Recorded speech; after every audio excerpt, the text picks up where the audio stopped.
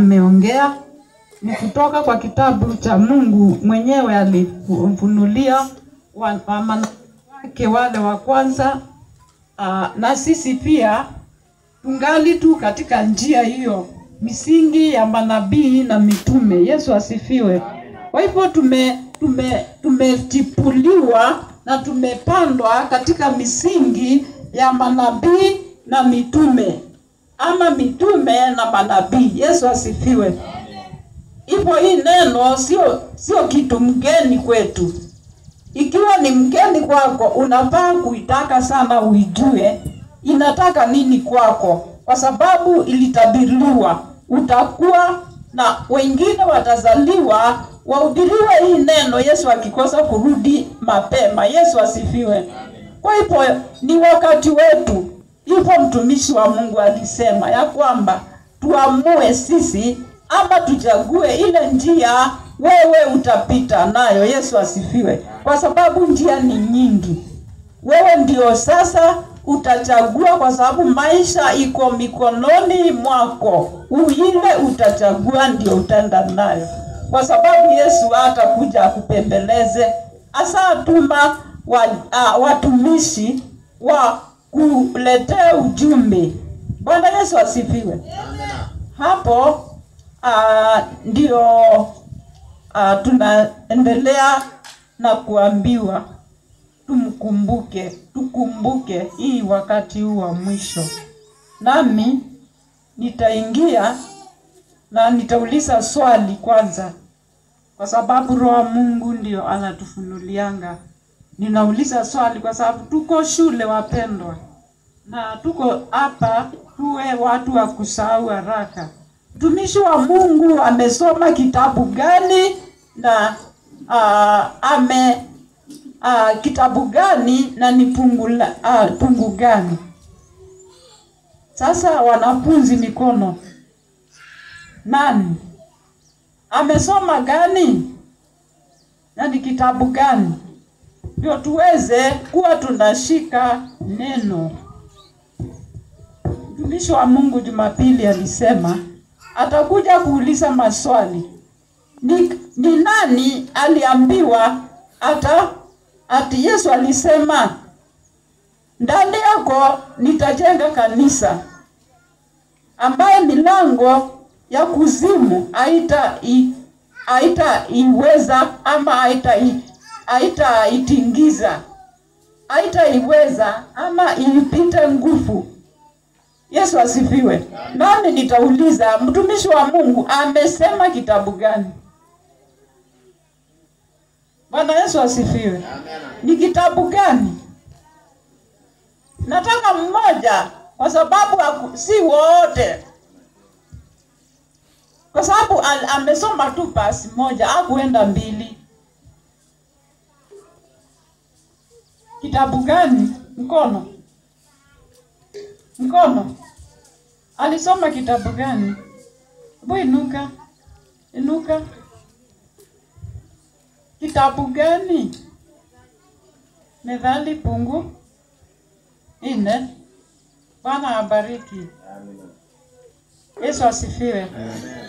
Hapo tunafaa kuwa makini kwa neno, kwa sababu watu wanauliza wengi maswali huko nje. Ati ikiwa wewe umeokoka, tuambie neno moja linaweza nisaidia.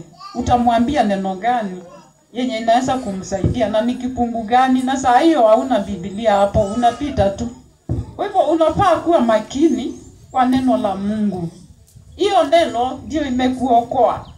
Na ndio umeokolewa ukaacha yale mambo mengi. Ile kutega samaki, Petro alikuwa anatega, aliacha. Kwa hivyo hiyo upupi ndio aliacha. Hiyo upupi ndio zile dhambi tulikuwa nazo. Zile shughuli tulikuwa nazo, na Yesu akatuita, akatuokoa, akatutenga nayo. Yesu asifiwe. Amen. So Yesu anataka tuwe makini kama Petro alikuwa makini kufuata Yesu. Yesu asifiwe. Amen. Tusiwe makini kwa zile mambo ambaye tumeokolewa kwalo, tumetolewa huko, alafu tunataka kurudi tena huko. Ndio tunasahau huyu Yesu tunamkumbuka wakati shida inaingia. Kusiwa hivyo ndani yetu. Yesu asifiwe. Amen. Isipokuwa ni lazima tumkumbuke Yesu na tumkumbushe mashida zetu, ndio atuokoe kwa yote. Yesu asifiwe. Amen. Saa hii nami nimekuja na neno kwa sababu neno ni nguvu yetu na uwezo wetu. Kuna mtumishi mmoja alikuwa anaitwa Jona. Na huyo ni mtumishi, na huyo alikuwa ashaokolewa na Yesu, na ashapata nguvu, na ashajua Mungu, na akapewa kazi. Yesu asifiwe. Amen. Huyu ni Jona, na Jona wa leo ni wewe na mimi. Yesu asifiwe. Amen. Kwa hivyo huyu alikuwa mtumishi wa Mungu. Tutasoma Jona ifungu ya kwanza na kuendelea kufika tu 7 hapo. Sasa nataka msomi mmoja nisomee mlango mstari wa 4. Lakini Bwana alituma upepo mkuu baharini, ikawa tufani kubwa baharini, hata merikebu ikawa karibu na kuvunjika. Basi wale mabaharia wakaogopa. Jona paswa kifungu cha kwanza kuanzia penyewe mpaka 7. Biblia inasema kichwa ikiwa Yona anajaribu kutoroka neno la Mungu. Basi neno la Bwana lilimjia Yona mwana wa Amitai kusema, ondoka uende Ninawi, mji ule mkubwa, ukapige kelele juu yake, kwa maana uovu wao umepanda juu mbele zangu. Lakini Yona akaondoka akimbilie Tarshishi, apate kujiepusha na uso wa Bwana. Akatelemka hata Yafa, akaona merikebu inayokwenda Tarshishi. Fika hapo kwanza. Yesu asifiwe. Amen. Bwana Yesu anaitwa Jona. Huyu sio mtu, yani sio new brethren. Yani sio ule mtu mwenye ameambiwa neno sahi, ameombewa toba. Hana wiki moja, hana miezi 2, ni mtu alikuwa na miaka mbele ya Mungu. Bwana asifiwe. Amen. Alikuwa anajua Mungu vizuri. Alikuwa anajua hii dhambi, nikifanya hii ni dhambi. Amekuwa na watu na amekuwa akitembea na Mungu. Yesu asifiwe.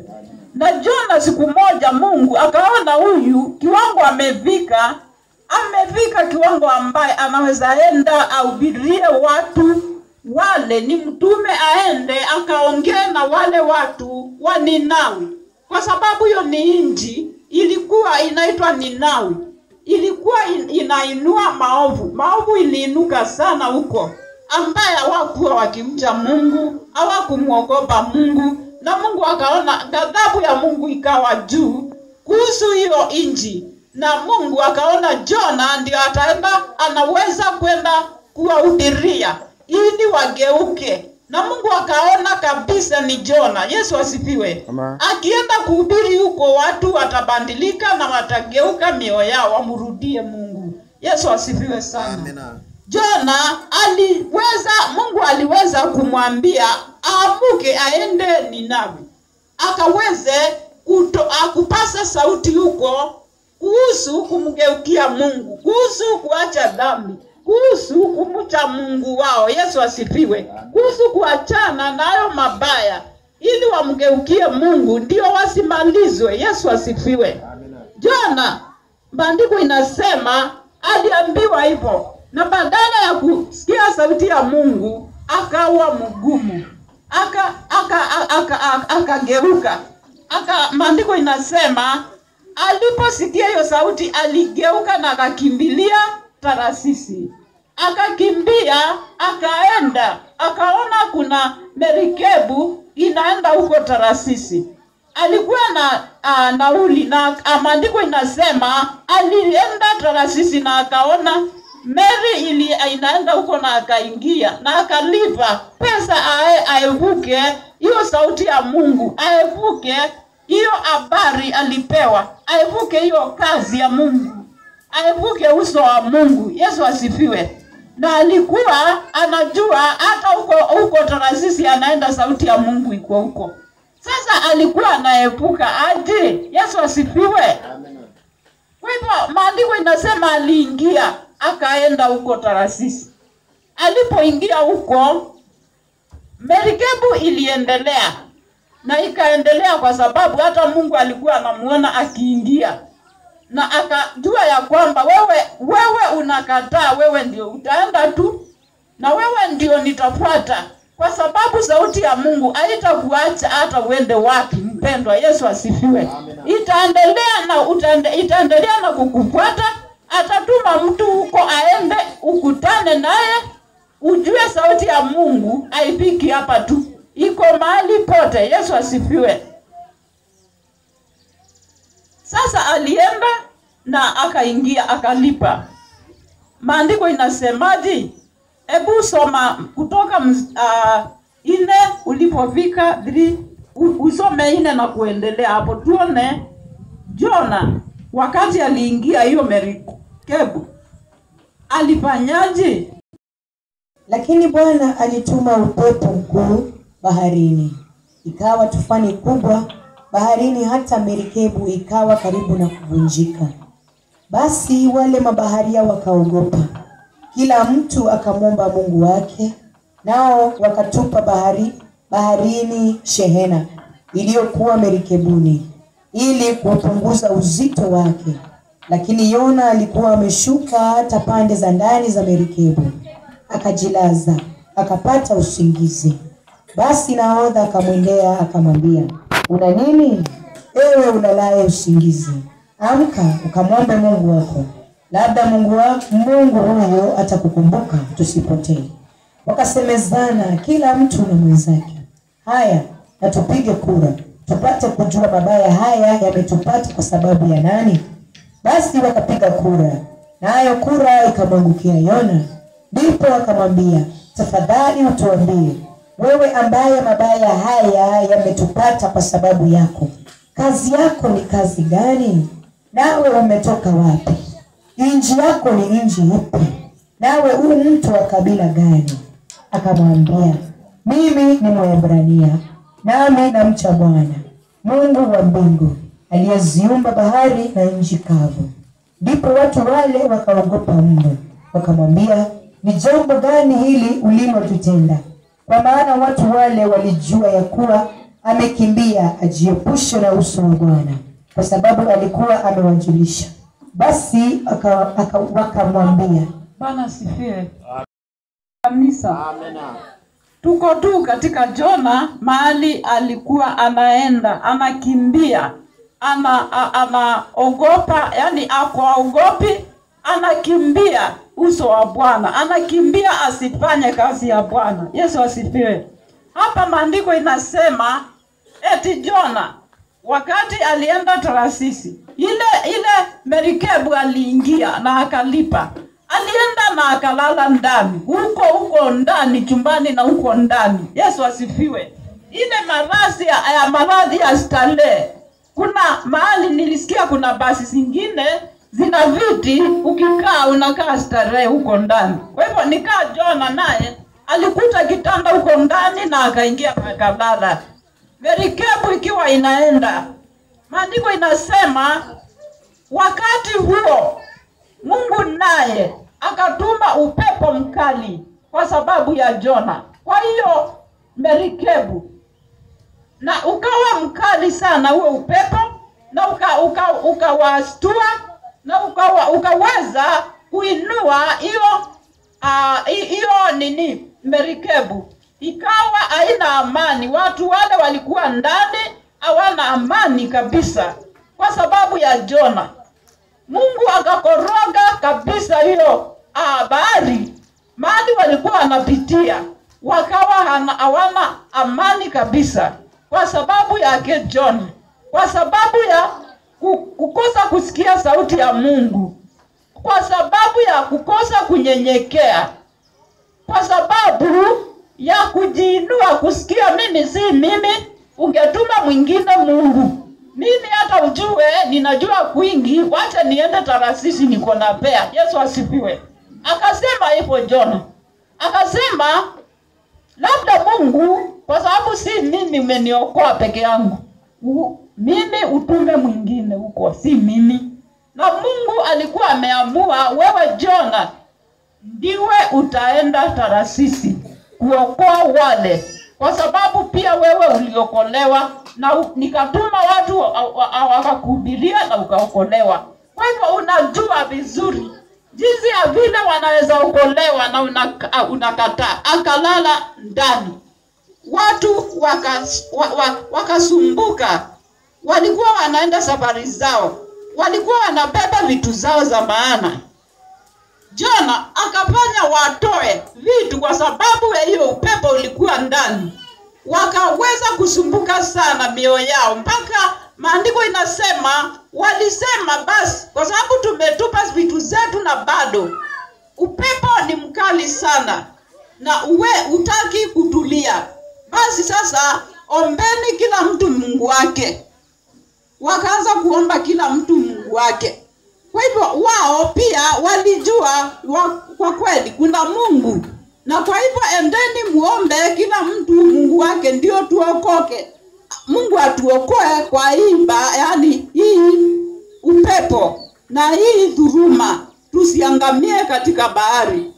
Wakakumbuka Jona ako ndani, kuna mtu aliingia na akalipa na akalala, kwa sababu ameomba ile Mungu wao na hawasikii. Unaona sasa, kwa sababu wao walikuwa wanaenda safari zao, kumbe huku kuna mtu mwenye anashindana na Mungu, naye Mungu si ule wa kushindana na mwanadamu. Yesu asifiwe.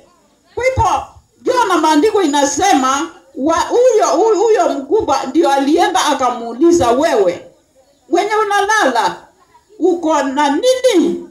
Na ni nini uko nayo? Umetoka wapi? Na wewe ni wa kabila gani na unafanya kazi gani? Ndio wajue, kwa sababu hawakumuelewa kabisa. Naye akajitambulisha. Maandiko inasema alisema yeye ni Mwebrania na yeye anaepuka Mungu. Sasa wakaogopa, wakajua kweli hapa tutaangamia, tusipofanya chochote kile tutaangamia. Na wakaogopa Mungu kwa sababu ya kujua ya kwamba huyu tuko naye hapa ndio amesababisha hii mambo yote. Ile shida tumepata yote, tukatupa vitu zetu za maana, yeye ndio alisababisha, kwa sababu hataki kusikia Mungu wake. Yesu asifiwe. Hata wakashangaa, huyu mtu anawezaje kuogopa Mungu wake, na ikiwa inaonekana kuna sababu kubwa alikuwa anaepuka, na ndio Mungu akamfuatilia na nguvu sasa. Yesu asifiwe. Na uwezi epuka Mungu hata uende wapi, hata uingie shimoni, hauwezi epuka Mungu ama ujipiche. Yesu asifiwe. Anakuona huko na anajua kila kitu. Maandiko inasema alijitambulisha, na Jona akasema yeye anaepuka Mungu na anaepuka uso wa Mungu. Maandiko inasema kweli waliogopa na wakamuuliza hayo maswali pia.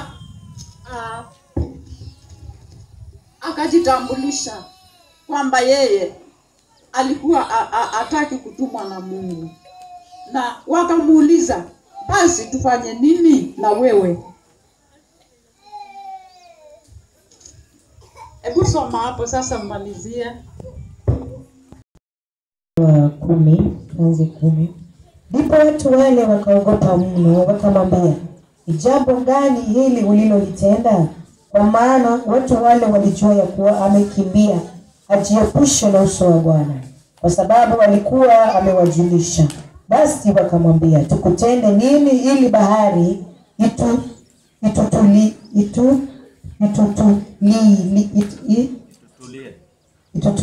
itutulie? Kwa maana bahari ilikuwa inazidi kuchafuka, naye akawaambia, nikamateni mlitupe baharini, basi bahari itawatulilia. Kwa maana na wakavuta makasia kwa nguvu ili wapate kurudi pwani, wasiweze.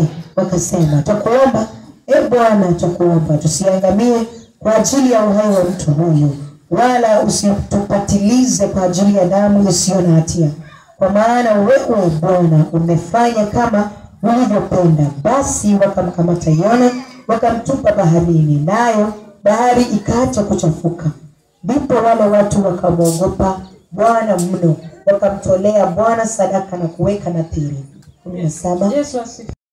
Naomba pile Mungu, sikieni muwe makini wapendwa, kwa sababu neno la Mungu si zile story tunaambiangwa huku ama manation ama zile habari za kila siku watu wanaangalia kwa runinga. Hili neno linaweza kutusaidia sana.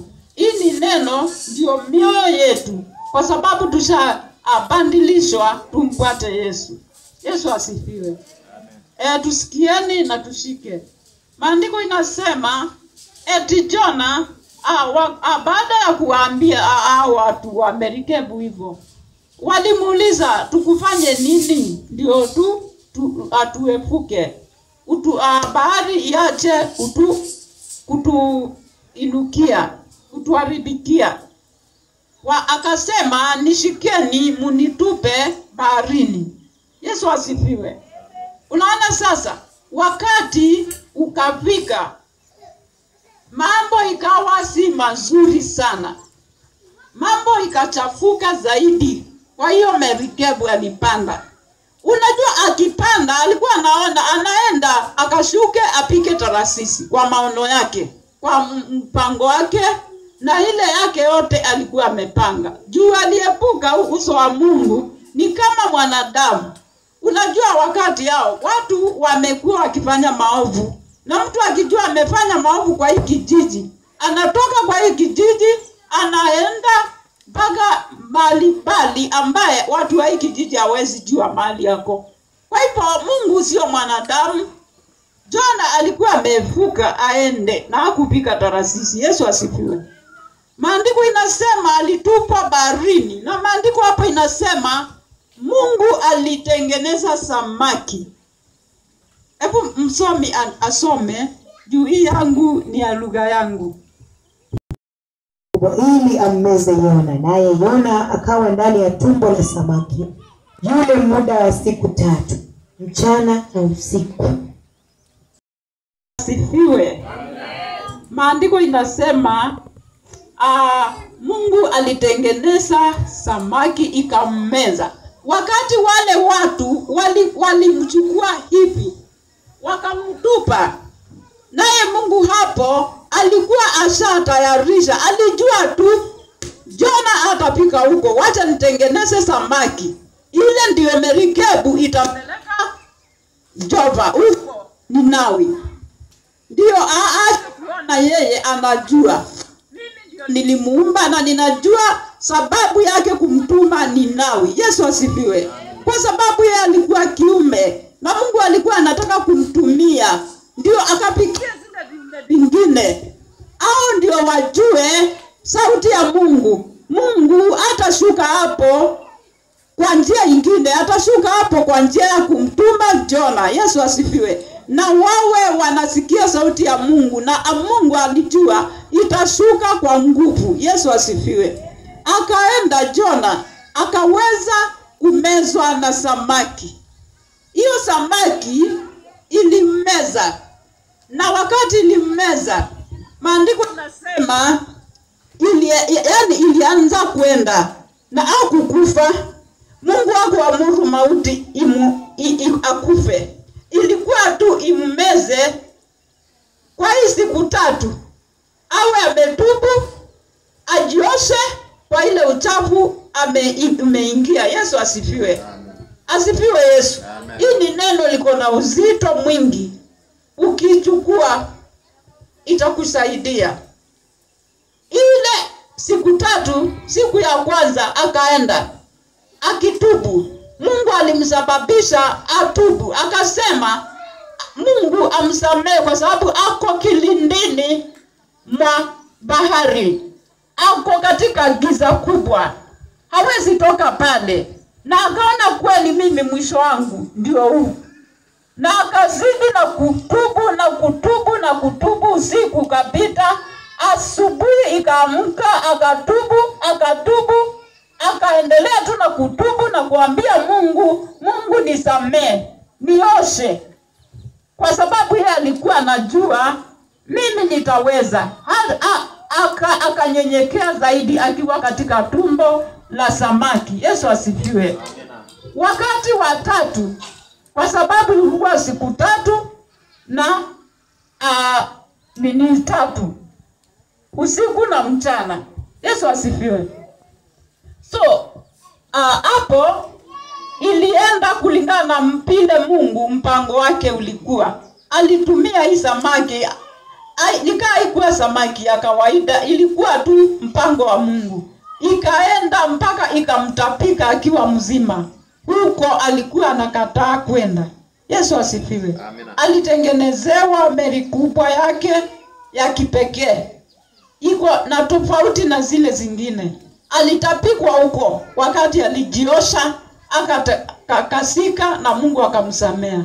Na akatapikwa huko na akapewa ile ujumbe na Mungu. Ukajaa moyoni mwake, ukajaa zaidi hata kwa mawazo. Na alienda bila kusita. Yesu asifiwe. Akaenda. Maandiko inasema wakati alienda alinena na wao. Hata aliongea na huyo mfalme wa huko. Mpaka wakaweza kusikia sauti ya Mungu. Wakaweza kupunga na kuacha shughuli zao zote kulingana na vile Mungu alitumana ujumbe uwe huko. Ndio wamrudie Mungu. Ndio ghadhabu ya Mungu isiwainukie, isiwawakie, na wakatubu na wakamrudia Mungu. Na huko Nineva ikaponywa. Yesu asifiwe. Bwana Yesu asifiwe. Ni kwa sababu ya nini? Ya kukosa kutii sauti ya Mungu, kuwa na mioyo migumu. Ndio hiyo sasa. Kusikia nitaomba kesho, unaweza sikia sauti ya Mungu ikikuambia, we mpendwa, omba asubuhi, usiende bila kuomba. Sidisha kuomba. Hata usiku unasikia, sidisha kuomba na uombi. Usikii ni kwa nini, ujui ni kwa nini unaambiwa. Unasikia sauti ya Mungu, unasikia omba. Ama unasikia sauti tu na utofautishi sauti ya Mungu. Ukisikia ipo omba, usikose kuomba. Hata ukiwa kazini, ukisikia ipo omba. Kwa hivyo Mungu wetu ni mwema. Ukisikia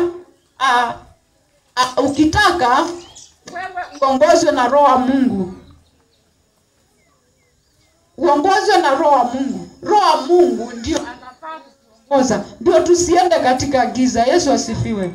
Giza ni mbaya. Wakati tulikuwa hatujaokoka, tukiwa hatujajazwa na Roho wa Mungu, tulikuwa gizani. Na kwa sababu tuliokoka, ndio tujazwe na Roho wa Mungu. Tuombe na tusikie sauti ya Mungu. Tusikie watumishi wa Mungu vile wanatupunza, na Yesu atatubariki. Yesu asifiwe. Wapendwa, Mungu anatuwazia mema.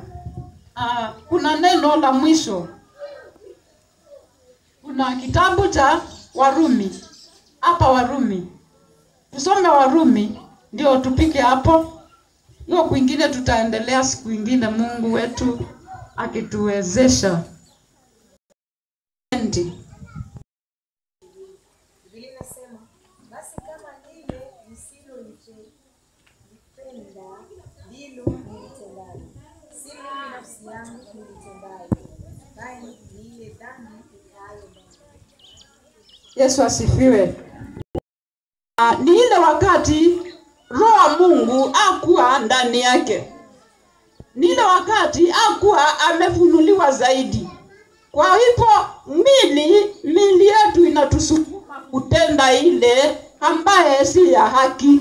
Inatusukuma hata kutosikia. Yesu asifiwe. Maandiko inasema alikuwa akitaka sana kutotenda dhambi, kutotenda kitu chochote kiovu, lakini roho yake inataka asitende, lakini mwili anastukia umetenda dhambi. Yesu asifiwe. Kwa hivyo alikuwa anatenda ile ataki, na ile anataka anastukia atendi. Yesu asifiwe. Ni ile roho ya Mungu akujaa ndani yake. Na kwa hivyo tufanye nini wapendwa, ndio tuweze kufanya ile mapenzi ya Mungu? Tutii sauti ya Mungu, tutii sauti ya Roho Mtakatifu. Tusiinuke wapendwa, tusiwe watu wa mioyo migumu. Tunyenyekee. Na ukiwa ujui mambo, uliza wa Mungu, uliza mwenye anajua akuelekeze kwa upole, kwa utaratibu, ndio ujue. Chukua Biblia ikiwa uko nayo kwa nyumba, uangalie zaidi, usome neno, na hiyo neno itakupeleka kwa njia ya ukweli. Yesu asifiwe. Yesu asifiwe. Na pia tujitenge na ile maneno ambaye haitatusaidia. Maandiko inasema tukanyage, yani tuenende katika mwangaza, kwa sababu mwenye alituita yeye ni wa mwangaza. Yesu asifiwe. Kwa hivyo ndio tuwe watu wa nuru. Mungu Yesu wetu ni wa nuru, na kwa sababu ni wa nuru tuenende katika nuru. Jona kama angekuwa na hiyo nuru ndani yake, angepuuza sauti ya Mungu na angefanya watu wakorogeke. Yesu asifiwe. Kwa hivyo tusiwe watu awale unaweza ingia kwa mtu, kwa mboma ya mtu, wote umewakoroga wote, na huku unasema umeokoka. Uangamize, yani ukoroge mboma yote, kila mtu awe mwingine. Yesu asifiwe. Kwa hivyo tuwe watu wanyenyekevu, watu wenye hekima. Unajua wewe unafanya nini hapa, na usilete fujo kwa watu, usilete mgongano, kugonganisha watu. Yesu awabariki. Pendwa, hiyo neno ndio Mungu alikuwa amenipea. Poleni kwa kumkalisha, ikiwa kuna mtu anasikia amekalishwa sana, ni pole. Yesu awabariki sana. Unaweza kuwa mpendo ukiwa